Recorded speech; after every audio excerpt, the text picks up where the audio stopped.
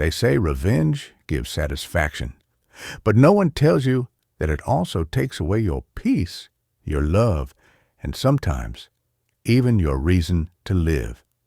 I learned it the hardest way. I was 28 when everything was taken from me in a single night. I had a small business, a car workshop, and a loyal friend named David. We started from nothing together. For 10 years, he was like my brother.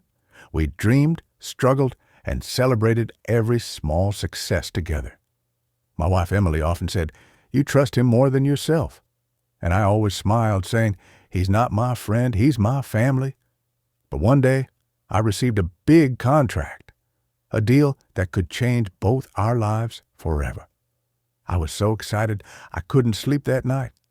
The next morning, when I went to sign the papers, I was told the contract had already been finalized. Confused, I asked who signed it, and the answer hit me like lightning. It was David. He had forged my signature, taken the contract under his name, and run away with all the money. I remember standing in that empty office, papers trembling in my hands, my throat dry, my heart burning with betrayal. My wife cried for days. We lost our savings, our home, our peace. Every night, I could see the disappointment in her eyes. She didn't blame me, but I blamed myself. And that's when something inside me changed.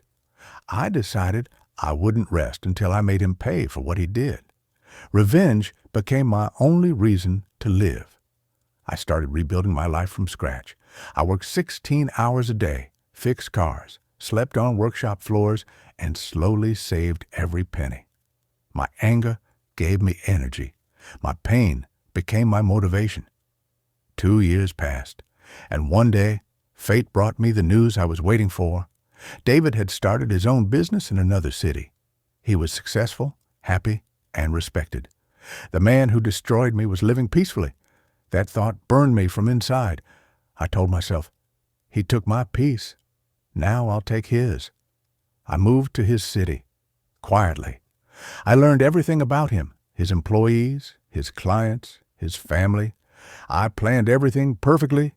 I bribed a few of his workers, got inside information, and slowly started spreading false rumors about his company. Within months, his biggest clients left him. His business started to fall. I bought out his suppliers secretly and cut off his sources. It was like watching a slow fire consume a house. And I was the one holding the match. One night, I finally went to see him. He was sitting in his office, tired, broken, head in his hands. I waited for years for that moment, the moment I would look into his eyes and see regret. I walked inside. When he looked up and saw me, he froze. There was silence for a few seconds, and then tears filled his eyes. He whispered, "I deserve this, don't I?" I didn't say a word. My heart was racing, my hands trembling. I wanted to shout, to curse, to throw every pain back at him. But then something unexpected happened. His little daughter, maybe 5 or 6 years old, ran into the room, crying, "Daddy, I'm hungry." She looked at me with innocent eyes and smiled, thinking I was her father's friend. David gently lifted her and said, "Go home, sweetheart. I'll come soon." That moment changed everything. I saw myself from years ago, the man who lost everything, the man who just wanted peace for his family. I realized I had become exactly what I hated. I had destroyed a man, a father, a home. Revenge didn't heal me. He had turned me into the same monster I swore to destroy. I walked out silently. That night, I couldn't sleep. I kept hearing that child's voice.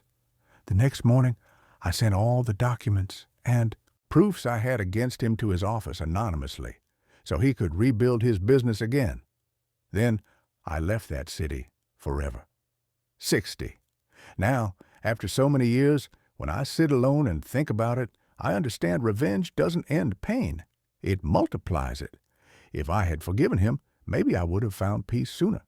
Because forgiveness isn't weakness. It's the strength to let go when your heart wants to hold on.